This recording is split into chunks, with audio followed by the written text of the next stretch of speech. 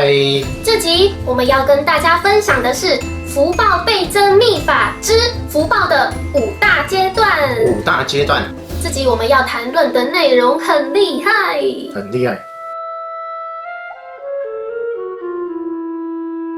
但是呢，在我们分享之前，请大家先按这部影片的赞，并且把这部影片分享给更多人，让更多人都非常的有福报。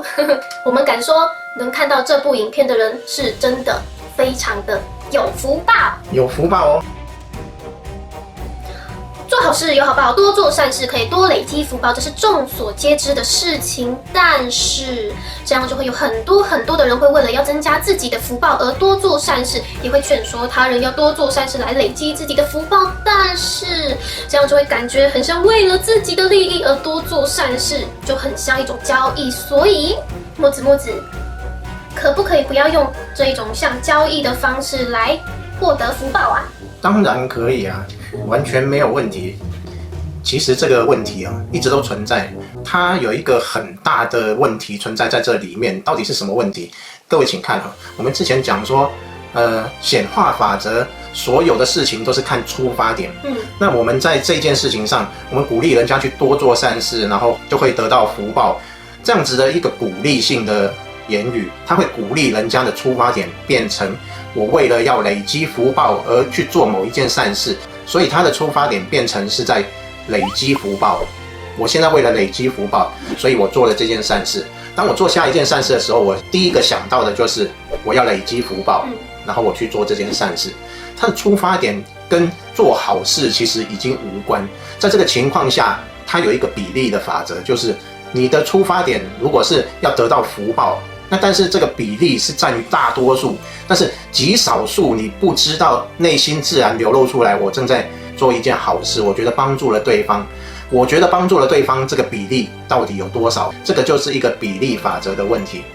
所以我们无形中带着大部分比例是获得的一个心态去给予，其实我们是在掠夺，我们需要什么？需要福报。怀着这样的心态去给予，其实是得不到什么东西的。所以我认为在这一点上，如果你带着一个我在做福报，我在做好事得福报的一个心态，你想的是福报的话，那你最多只能得到20%的一个回馈，这已经是很多了。所以这个就是我们说的第一阶段。这个第一阶段的重点就是在福报，所以我们想到的都是福报。大部分的人被这种鼓励性的我们要做好事啊，会有福报，这样的观念灌输在我们里面，所以我们大部分想到的都是福报。我问你哦，对，那会不会第一阶段是适用某一些人啊？就可能他本身就不是很善良啊，所以他也不会想去做善事啊，为他人付出给予啊，他就是比较自我，比较自私。那今天就用这个利益来诱惑他说，我跟你说哦，只要你做了这件善事呢，你就可以得到好处哦，要不要做？的确这是一个很好的方式。对于世界上某一些人来说，的确用这个方式能够鼓励他在事实上去进行一个好事。但是在心态上，他本身是得不到什么回馈的，就是这样子。你不是说会有那个20%？就只有20%而已，顶多只有20%。20%也不错的，也不错啦，对，也是一种回馈。20%就是鼓励，大家多多做善事。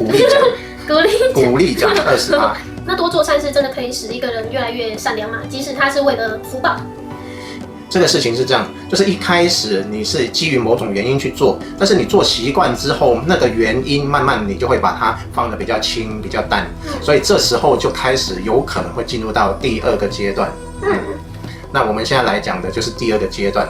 第2个阶段就是怀着做好事的心态去做善事。也就是说，我觉得我是在做好事，我就做了一个善举。然后这个善举呢，我自己认为我做了很不错的好事，做了一件善事，我真是棒啊！这个是用来彰显自我的一种想法。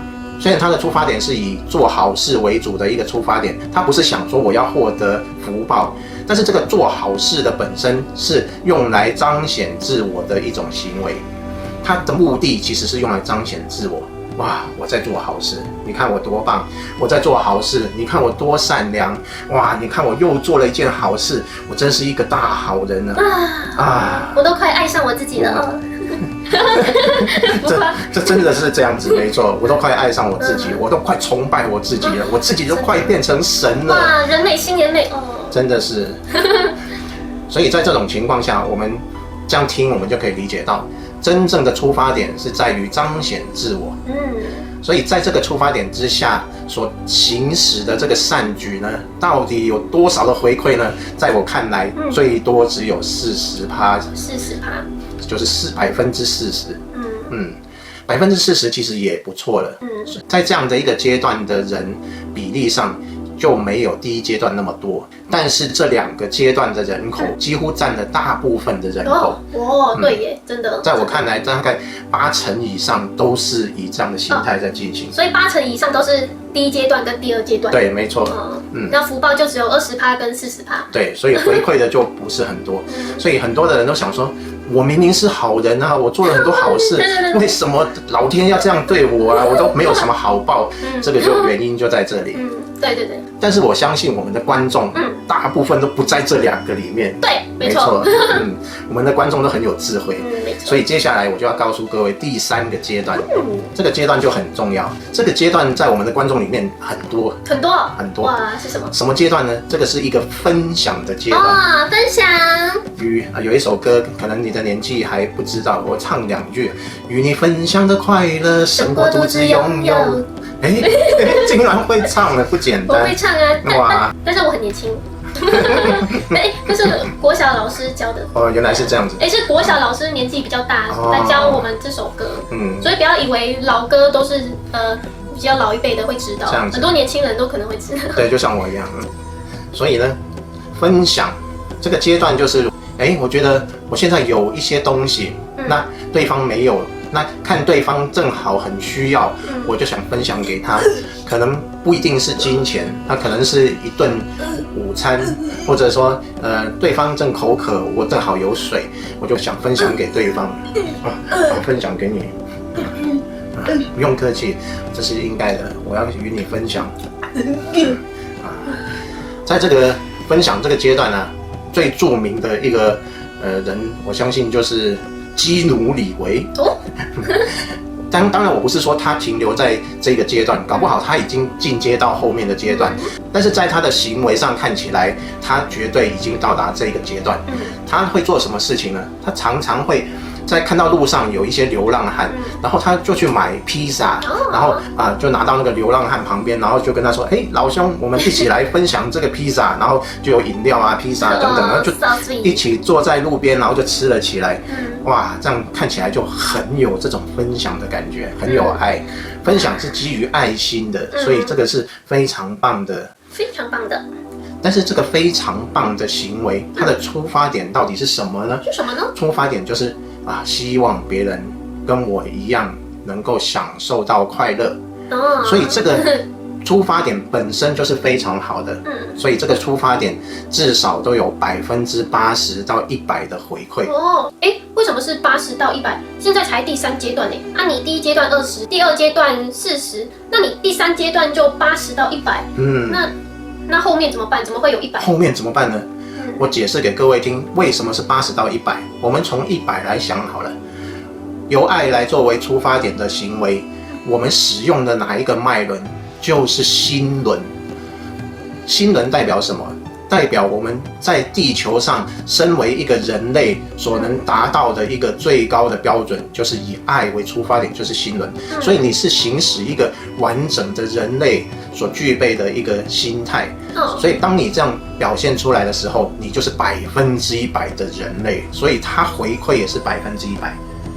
如果你不是还带有着一点点第2阶段跟第1阶段的比例的话，你100%全部都是第3阶段以这个爱心来分享的话，那么你就是能得到100%的回馈了。你就是一个完整的人类。那第4阶段、第5阶段呢，也是100吗？当然不是，那已经超出人类的范围了。这样啊？所以现在非人类，我们告诉大家这个秘密就是如何进阶为非人类。神啊，神啊，神啊，神啊！到底怎样才会变成神？那我们就开始来讲第4阶段。第4阶段，各位听一下，什么样的情形是第4阶段？把对方看成是自己，把别人看成是自己。所以我分享的时候，我是感觉到他就是我，所以我拥有的我就要分享给他。其实我不是分享给对方，我不是爱对方，我是把他就当成我自己了。这是一个非常崇高的一个状态，能把所有的人都当成自己一样来爱惜。这个就是第4阶段。那在开悟之前，有办法把别人当成自己吗？还是呢要开悟才能这样？通常是具有开悟的经验才能够达到这样的一个阶段。这是有开悟经验，还是前几世有就可以了？前几世有，然后这一世就有可能有这种慈悲的心肠。所以不一定是这一世开悟，你上一世开悟，也可能把这个智慧跟慈悲延续到这一辈子来。这种心态，第4阶段我们叫做慈悲。慈悲。对。但是这种慈悲已经是很高的境界了，它的回馈非常的大。因为你对所有的人都视为自己一样，你对每一个人的念头，即使你还没有给对方任何的东西，你光有这个念头，我们讲说显化法则是在出发点上，所以你会无时无刻出发点都是把对方看成自己，把对方看成自己，你一直在这样的出发点下生活着，所以你得到的回馈是非常巨大的，一直不断得到回馈。这个回馈就非常的大了。插播一下，大家可以把全世界的人都当做自己的，分享这部影片给全世界的自己哦。那这样听起来，第4阶段已经是这么完美的一个阶段，那怎么还会有第5阶段？对啊，第5阶段到底是什么啊？第4阶段都已经是神了，那第5阶段到底是什么？好，我们就来告诉大家第5阶段到底是什么。第5阶段就是把全宇宙都视为自己。全宇宙，也就是自己跟整个宇宙是一个整体。它并不是分开的。我们刚刚听到第4阶段是，我把别人都当成我自己。所以这个有自己有别人，还是一个分开的状态。而且人归人，我对于非人，比如说一束花，或一棵树，或者一个星星，我不会把它当成我自己，我会把有生命的人类甚至动物，会把它当成自己，这样已经是非常崇高了。但是它跟第5阶段是不同的。第5阶段是我跟整个宇宙所有万物都没有分别，这个就是第5阶段。在第5阶段里面去行使善举的时候，做好事的时候，它会有一种特殊的状况。这种状况就是没有做善事的人，也没有受到这个善事的人，也没有给予任何东西，所以没有我，也没有对方，也没有给予的东西，整个都是空的。因为我与整体是一体的，所以你不会感觉我在给对方一个什么东西，这3个都不存在。这个在佛学里面称为3轮体空。这样的一个情况呢，就是已经是菩萨在行使的一种状况。所以第4阶段还不是菩萨，第5阶段才是。第4阶段它有可能是初地、2地的菩萨，但是到了第5阶段，它已经是可能是5、6地、6、7地，甚至更高的菩萨了。那第4阶段有可能也有因地吗？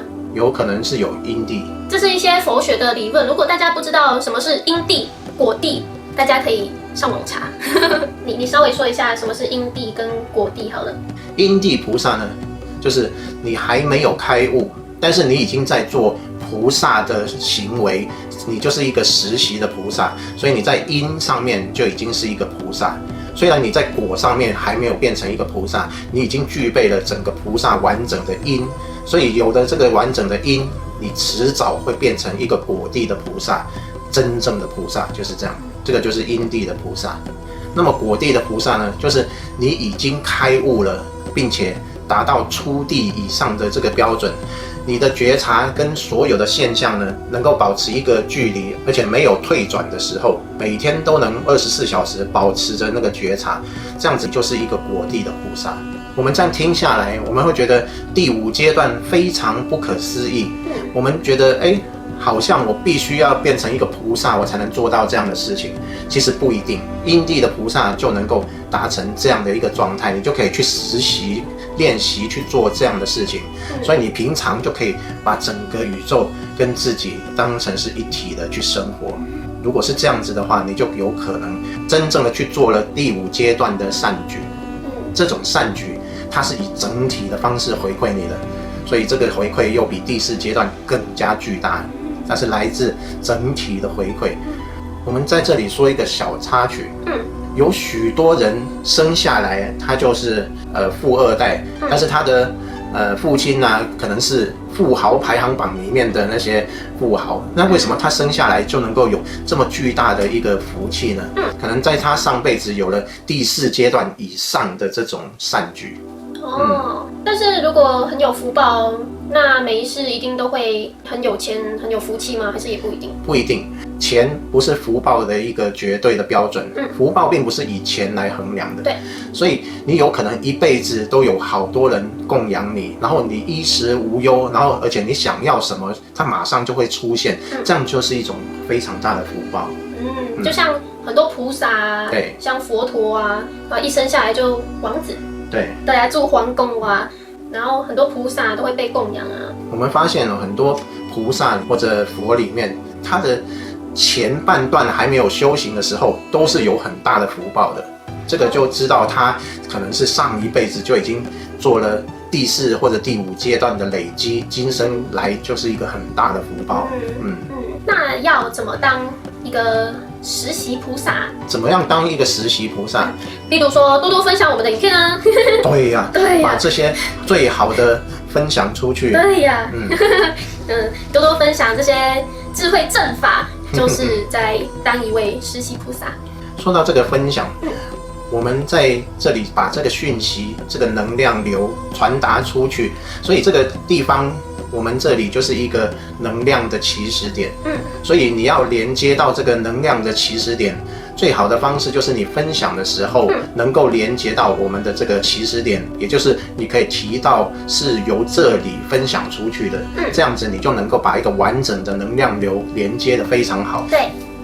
因为我们这些讯息都是由自身体会分享出来的，那我们不是这边听这边看，然后来分享给大家的，所以这个就是最好的分享的一个源头。因为我们拍的所有影片，不同的内容，每一句话都是墨子针对大众当下不同的意识状态去传递的讯息。有时候我们不同的影片也会做一些铺陈，所以我们这一部影片拍了我们想要传递的这个能量的前面，等于说像前导一样。那我们另外一部影片接下来我们就会接到那个能量的正轨去。那所以我们有时候会先铺陈，然后再进入我们真正要表达的。所以你把这个分享带到我们这里的时候，它就能够直接在这个能量的流动里面，我们直接来铺陈的这个轨道里面去运作，那它就可以得到最大的好处。所以大家可以分享话语的源头，这里是水源哦，不是支流。就像工厂直营这样。工厂直营。其实不止我们，如果有其他是来自他亲身体悟而分享出正法智慧讯息的善知识们，大家也可以直接分享源头。那还可以做些什么？就是实习菩萨。这个会讲到跟觉察以及被觉察有关系，这个我们再找另外一集来详细的来说明，比较完整。对呀，好啊。那大家听到这里还有什么问题吗？如果还有任何问题，可以先把我们频道所有影片看完，然后还有问题可以在下方留言询问我们哦，因为说不定你的问题我们都已经在其他的影片回答过了。那或是也可以点选影片下方说明栏会有紫燕官网的连结，点进去，里面有双生紫燕论坛，里面有很多文章，大家都可以看，也可以留言，也可以问问题哦。今天这集我们就分享到这里了，下次再见，拜拜。拜拜。